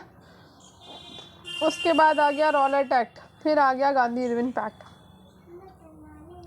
17 मार्च 1919 को केंद्रीय विधान परिषद में पास हुआ विधेयक रॉलेट एक्ट या रॉलेट अधिनियम के नाम से जाना गया। रॉलेट एक्ट को भारतीय जनता ने काला कानून कहकर आलोचना करी और 5 मार्च 1931 को महात्मा गांधी और वायसरॉय इरविन के मध्य एक समझौता हुआ, जिसे गांधी इरविन पैक्ट कहा गया। मार्ले मिंटो सुधार 1909 को हुआ। एल्बर्ट बिल 1883 को पारित हुआ और सही क्रम क्रमशः क्या है? एल्बर्ट बिल, मार्ले मिंटो सुधार, रॉलेट एक्ट और गांधी इरविन पैक्ट। नेक्स्ट है, उर्दू कवि जो द्वितीय और तृतीय गोलमेज सम्मेलन दोनों के प्रतिनिधि थे, तो ये थे आपके मोहम्मद इकबाल। दूसरा गोलमेज सम्मेलन लंदन में हुआ था, कब? 7 सितंबर 1931 से लेकर 1 दिसंबर 1931 तक। तृतीय गोलमेज सम्मेलन आपका 17 नवंबर 1932 से 24 दिसंबर 1932 तक चला और इन दोनों सम्मेलनों में उर्दू कवि मोहम्मद इकबाल ने भाग लिया था। द्वितीय गोलमेज सम्मेलन में गांधी जी कांग्रेस के प्रतिनिधि के रूप में भाग लिया था। नेक्स्ट है इंद्र नारायण द्विवेदी, जिन्होंने संयुक्त प्रांत में किसान सभा का गठन किया था, मूलतः अनुयायी थे। तो इंद्र नारायण जो द्विवेदी हैं वो मदन मोहन मालवीय के अनुयायी थे, ठीक है। इंद्र नारायण द्विवेदी 20वीं सदी के महत्वपूर्ण स्वतंत्रता सेनानी थे और उन्होंने अपने कार्यक्षेत्र संयुक्त प्रांत से ही राजनीतिक कार्यकलाओं से जुड़े रहे। इन्होंने फरवरी 1918 में संयुक्त प्रांत किसान सभा की स्थापना करी, जिसके सदस्य गौरी शंकर मिश्रा और इंद्र नारायण द्विवेदी थे। मदन मोहन मालवीय, जिसका गठन इलाहाबाद होम रूल लीग के धन से किया गया था और इसकी स्थापना का उद्देश्य 1919 में होने वाले चुनावों की दृष्टि में रखते हुए की गई थी और ये मदन मोहन मालवीय के शिष्य थे और इन पर मालवीय जी का बहुत प्रभाव था। किसानों के अधिकारों की रक्षा करने के लिए अपने जीवन का बलिदान करने वाले किसान आंदोलन जो सर्वाधिक निर्भीक तथा साहसी महिला थी तो वो कौन थी? वी थी वीर गुनम्मा। ठीक है, कौन थी? वीर गुनम्मा। वीर गुनम्मा का जन्म आंध्र प्रदेश के मंदसा जिले में राजापुरम गांव में एक गरीब परिवार में हुआ था और उन्होंने 1940 के दशक में किसानों के पक्ष में जमींदार वर्ग के विरुद्ध आंदोलन का नेतृत्व किया। जमींदार वर्ग का वनों और अन्य संसाधनों में एकाधिकार के विरुद्ध वीरा गुनम्मा ने गरीब किसानों के साथ मिलकर आंदोलन शुरू किया और इस विरोध के दौरान 1 अप्रैल 1940 को हुई गोलाबारी में उन्हें अपनी जान से हाथ धोना पड़ा था। उनकी शहादत से प्रेरित होकर किसानों ने संघर्ष जारी रखा और 1988 में राज्यपाल कुमुदबेन जोशी ने वीर गुनम्मा के स्मारक का उद्घाटन किया और उनके गांव का नाम बदलकर वीर गुनम्मा राजपुरम कर दिया गया। नेक्स्ट है, भारत में महिला आंदोलन का शुभारंभ मुख्यतः जिसके नेतृत्व में हुआ वो कौन है? तो वो है आपकी रमाबाई रानाडे। तो रमाबाई रानाडे 1862 से 1924 में महिला आंदोलन का शुभारंभ किया। उन्होंने बाल विवाह के विरोध में और विधवाओं के हालातों पर बोलना शुरू किया। महिला सुरक्षा के लिए पुणे में आर्य महिला समाज की शाखा स्थापित की। उन्होंने जस्टिस महादेव गोविंद रानाडे से विवाह किया जो एक प्रतिष्ठित भारतीय विद्वान और समाज सुधारक थे। रमाबाई ने महिलाओं में सार्वजनिक बोलने की शक्ति को विकसित करने के लिए मुंबई में हिंदू लेडी सोशल क्लब की शुरुआत करी है। नेक्स्ट है, निम्नलिखित में से किसे 1928 में हिंदुस्तान सोशलिस्ट रिपब्लिक एसोसिएशन की स्थापना से संबंध नहीं था? तो ये था लाला हरदयाल को। तो Hindustan socialist Republic association HSRA 1924 में स्थापित हुआ है। हिंदुस्तान रिपब्लिक एसोसिएशन का संशोधित रूप है ये। चंद्रशेखर आज़ाद के नेतृत्व में सितंबर 1928 को दिल्ली के फिरोज शाह कोटला मैदान में इसकी स्थापना की गई थी। ठीक है, और इस एसोसिएशन के अन्य नेता भगत सिंह, सुखदेव, भगवती चरण वोरा, जयदेव कपूर, विजय कुमार सिन्हा आदि ने HSRA के 2 सदस्य भगत सिंह और बटुकेश्वर दत्त ने 8 अप्रैल 1929 को दिल्ली के केंद्रीय विधानमंडल में बम फेंका जिन्हें अंततः लाहौर षड्यंत्र केस में फांसी की सजा दे दी गई थी। पंजाब के प्रमुख क्रांतिकारी लाला हरदयाल अंग्रेजों के उत्पीड़न से पीड़ित होकर 1911 में अमेरिका चले गए और कुछ समय बाद सोहन सिंह भागना के सुझाव पर 1 नवंबर 1913 को सैन फ्रांसिस्को में गदर पार्टी की स्थापना करी। नेक्स्ट है, निम्नलिखित में से कौन कांग्रेस समाजवादी दल से संबंधित नहीं था? तो कांग्रेस समाजवादी दल से संबंधित नहीं थे मानवेंद्र नाथ रॉय।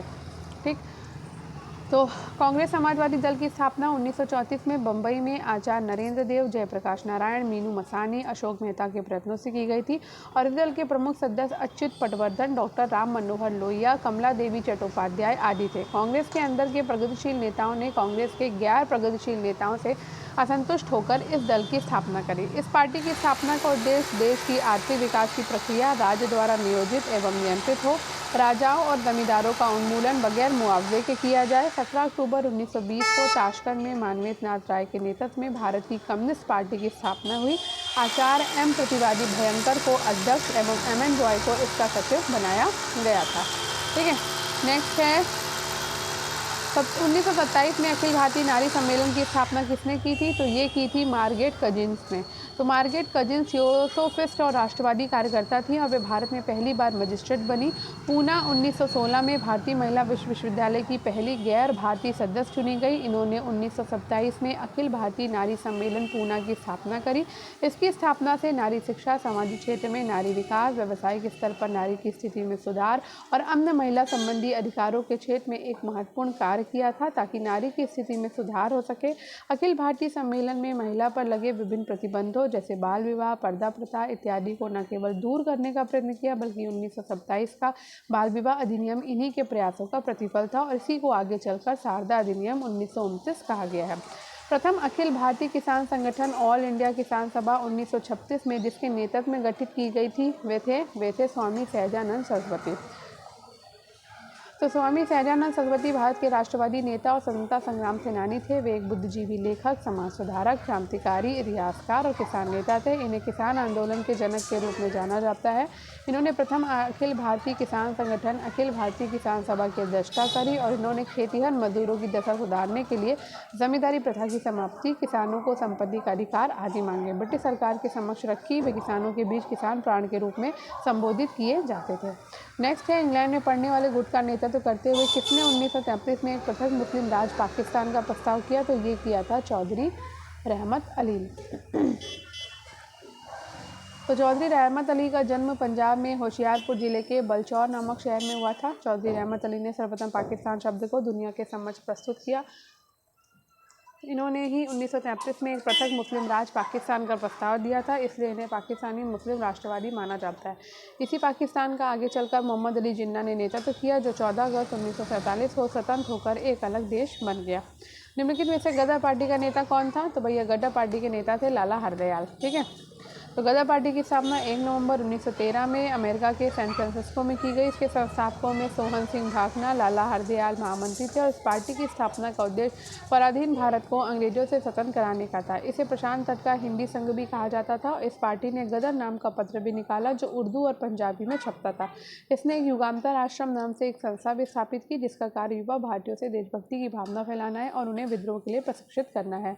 नेक्स्ट है, हिंदुस्तानी गदर पार्टी की स्थापना के बाद निम्नलिखित में से किसे इसका अध्यक्ष नियुक्त किया गया? तो ये किया गया था बाबा सोहन सिंह भाकना को। तो हिंदुस्तान गदर पार्टी के संस्थापक अध्यक्ष सरदार सोहन सिंह भाकना थे। इन्होंने 1913 में अमेरिका के सैन फ्रांसिस्को में इसकी स्थापना की थी और लाला हरदयाल तथा हरनाम सिंह टुंडीलाल इसके संस्थापक सदस्य थे। धरसना नामक धरने का निम्नलिखित में से किस यूनाइटेड प्रेस के संवाददाता के वृहत विवरण प्रदान किया गया? तो ये प्रदान किया है वेब मिलर। तो 5 अप्रैल 1930 को शुरू हुआ सविनय अवज्ञा आंदोलन में दमन चक्र का सबसे भयानक रूप धरसना में 21 मई को देखने को मिला, जब सरोजनी नायडू, इमाम साहब और मणिलाल के नेतृत्व में लगभग 25,000 स्वयंसेवकों की धरसना कारखाने पर धावा बोलने से पूर्व ही लोहे की मूठ वाली लाठियों से पीटा गया, जिसका वर्णन अमेरिका के न्यू फ्रीमैन अखबार के पत्रकार वेब मिलर ने किया है।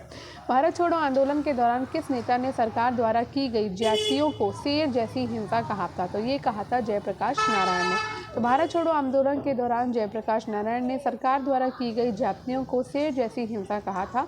जयप्रकाश नारायण भारतीय स्वतंत्रता सेनानी और राजनेता थे और इन्हें लोक नायक के नाम से भी जाना जाता है। निम्नलिखित में से किसने रुक्माबाई को उसको इच्छा विपरीत अपने पति के साथ शारीरिक संबंध बनाने का मुद्दा महाराष्ट्र में उठाया था? तो ये उठाया था बहरामजी मालाबारी ने। ठीक है, तो रुक्माबाई राउत भारत की प्रथम महिला चिकित्सक थी। वो एक ऐतिहासिक मामले के केंद्र में थी, जिसके परिणाम स्वरूप एज ऑफ कॉन्सेंट एक्ट 1891 नामक कानून बना। 11 वर्ष की उम्र में ही उनकी शादी 19 वर्षीय दादाजी भीकाजी से हो गई थी। उनकी समस्या का मुद्दा महाराष्ट्र में बहरामजी मालाबारी ने उठाया था। नेक्स्ट है, 20 अगस्त 1917 में मॉन्टेग्यू के द्वारा अपनी प्रसिद्ध घोषणा में निम्न में से कौन सा कारक नहीं था? तो ये है आपका मेसोपोटामिया इंक्वायरी आयोग के द्वारा भारतीय सरकार पर कठोर अभियोग लगाना। तो कौन कौन से कारक थे? तो भारतीय राष्ट्रीय आंदोलन को संविधान के दायरे में रखना कारक था। उस समय दारी युद्ध में भारतीय सहायता की बड़ी आवश्यकता थी।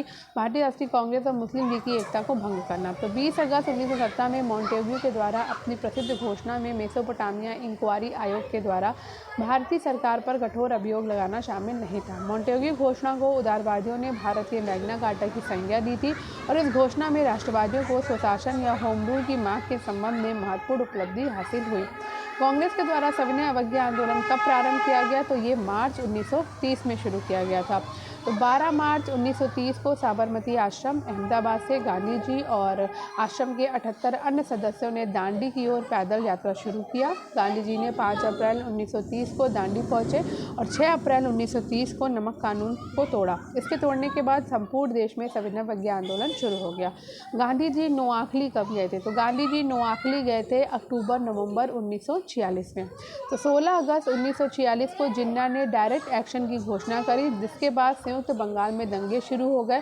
मुस्लिम बहुल नोआखली जिले में हिंदुओं का कत्लेआम होने लगा। अक्टूबर 1946 में नोआखली क्षेत्र में हिंसा बढ़ गई और इस हिंसा ने रायपुर, लक्ष्मीपुर, बेगमगंज आदि क्षेत्रों को प्रभावित किया। गांधी जी 7 नवंबर 1946 को नोआखली गए थे। भारत छोड़ो का प्रस्ताव कांग्रेस द्वारा किस अधिवेशन में पारित किया गया? तो भारत छोड़ो का प्रस्ताव बम्बई अधिवेशन में पारित किया गया। 8 अगस्त 1942 को बम्बई में आयोजित कांग्रेस के अधिवेशन में भारत छोड़ो आंदोलन प्रस्ताव पारित किया गया और 1929 लाहौर अधिवेशन में पूर्ण स्वराज की मांग का प्रस्ताव पास किया गया था। निम्नलिखित में से कौन भारत छोड़ो आंदोलन का विरोधी था? तो भारत छोड़ो आंदोलन के विरोधी थे मोहम्मद अली जिन्ना। 1942 में भारत छोड़ो आंदोलन का मोहम्मद अली जिन्ना, सावरकर, अंबेडकर और रजवाड़ों ने विरोध किया था। ठीक है, नेक्स्ट क्वेश्चन पे चलते हैं। दांडी किस जिले में स्थित है? तो दांडी आपका नवसारी जिले में स्थित है। दांडी गुजरात राज्य में नवसारी जिले में स्थित है और 12 मार्च 1930 में साबरमती आश्रम से दांडी गांव तक 24 दिनों का पैदल मार्च निकाला था, जिसके बाद सविनय अवज्ञा आंदोलन की शुरुआत हुई है। नेक्स्ट है गांधी जी ने किस घटना के बाद असहयोग आंदोलन वापस लेने का निर्णय लिया? तो ये चौरी चौरा कांड के बाद लिया है। 1 अगस्त 1920 को शुरू हुए असहयोग आंदोलन को 5 फरवरी 1922 को गोरखपुर के चौरी चौरा नामक स्थान पर हिंसा के कारण गांधी जी ने असहयोग आंदोलन को वापस कर दिया था।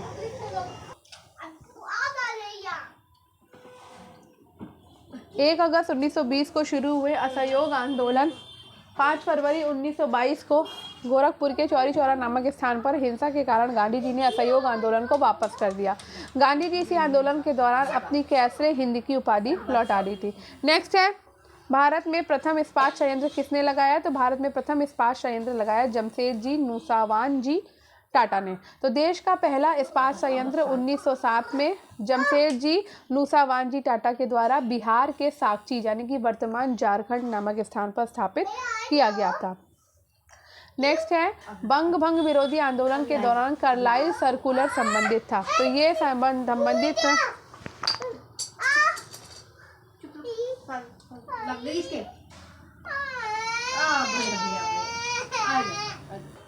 बंग भंग विरोधी आंदोलन के दौरान कार्लाइल सर्कुलर संबंधित था। तो ये संबंधित था आपका शिक्षण संस्थाओं से। बंगाल विभाजन के विरोध स्वरूप जो बहिष्कार आंदोलन हुआ उसमें स्वदेशी की धारणा भी शामिल थी और फलस्वरूप बंगाल के छात्रों ने इसमें बढ़ चढ़कर हिस्सा लिया। इसी संदर्भ में बंगाल के मुख्य सचिव थॉमस कार्लाइल ने अक्टूबर 1905 को संस्थानों को पत्र लिखकर चेतावनी दी कि छात्र और कॉलेज यदि सरकारी आदेश का उल्लंघन करता है तो सरकार के द्वारा संस्थान को कोई सहायता प्रदान नहीं की जाएगी और इसे ही कार्लाइल सर्कुलर कहा जाता है। नेक्स्ट है उत्तराखंड से दांडी मार्च में किसने हिस्सा लिया? तो ये हिस्सा लिया था ज्योतिराम कांडपाल खड़ग बहादुर सिंह ने। 12 मार्च 1930 को गांधी ने दांडी मार्च शुरू किया और इसमें उत्तराखंड से 3 सत्याग्रही शामिल थे, ज्योतिराम कांडपाल अल्मोड़ा, खड़ग बहादुर सिंह देहरादून और भैरव दत्त जोशी पैठाना। भैरव दत्त जोशी बीमारी के कारण वापस लौट गए। इस दांडी मार्च में गांधी जी के साथ कुल 78 सत्याग्रही शामिल थे। ठीक है। नेक्स्ट है भारत छोड़ो आंदोलन के दौरान समानांतर सरकारों का उद्गम एक प्रमुख विशेषता थी। अगस्त 1942 में बलिया पूर्वी उत्तर प्रदेश में इस तरह की समानांतर सरकार का नेता कौन था? तो ये थे आपके चित्तू पांडे।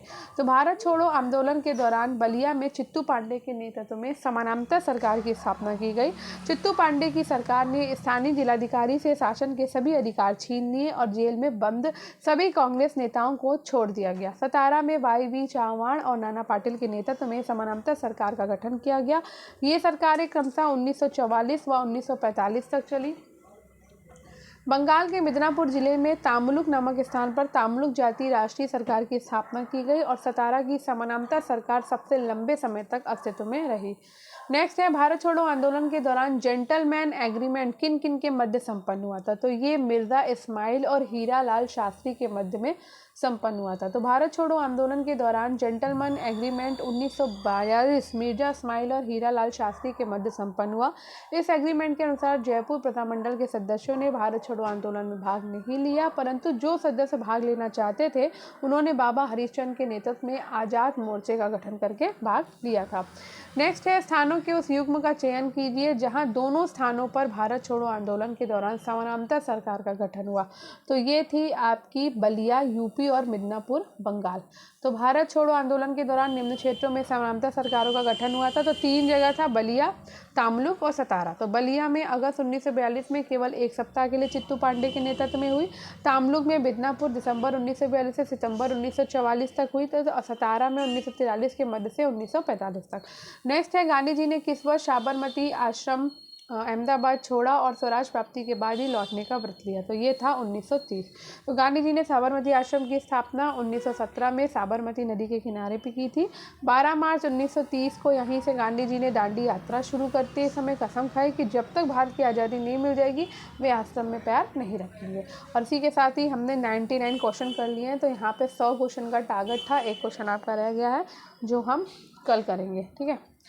तो इसमें आपके इस राष्ट्रीय आंदोलन से आपके लगभग कितने क्वेश्चन हैं? इसमें आपके लगभग मैंने आपको बताया था 500 प्लस क्वेश्चन है। ठीक है। तो आज हमने इसमें कितने क्वेश्चन करे? आज हमने क्वेश्चन करे हैं इसमें 99। ठीक है। वैसे 100 का टारगेट था, 1 क्वेश्चन रह गया तो हम इसको करेंगे कल। तो हर डेली हम 100 क्वेश्चन करेंगे तो हमारे 5 दिन में ये कंप्लीट हो जाएंगे। 100 क्वेश्चन करने का ये मकसद है कि बहुत ज़्यादा बड़ा आपका वीडियो नहीं होना चाहिए, इस वजह से मैंने इसको 100 क्वेश्चन का कर दिया है। आपको क्वेश्चन देखा आपने कितने अच्छे क्वेश्चन दिए हुए हैं और जगह जगह पर ये आए हुए हैं। तो अब हम करेंगे कल 100 क्वेश्चन और, तो कल आपके 200 क्वेश्चन हो जाएंगे, ठीक है। तो इससे बाहर कुछ भी नहीं आएगा, तो आप अच्छे से इनको कर लीजिए। बहुत इम्पॉर्टेंट है ये राष्ट्रीय आंदोलन से, इससे सबसे ज़्यादा क्वेश्चन पूछे जाते हैं, इसलिए मैं पहले इसको लेके चली हूँ। पहले तो मेरा यही था कि मैं 500 एक साथ करा दूँगी, लेकिन बहुत ज़्यादा लंबा वो हो रहा है और मैं नहीं चाहती हूँ कि बहुत अधिक समय का ये क्लास हो आपकी। तो मिलते हैं कल, तब तक के लिए बाय बाय। स्टडी विद अनु को सब्सक्राइब कर लीजिए, बेल आइकन को प्रेस कर लीजिए और शेयर ज़रूर करिएगा, ठीक है। कल मिलते हैं 100 क्वेश्चंस के साथ, तैयार रहिएगा।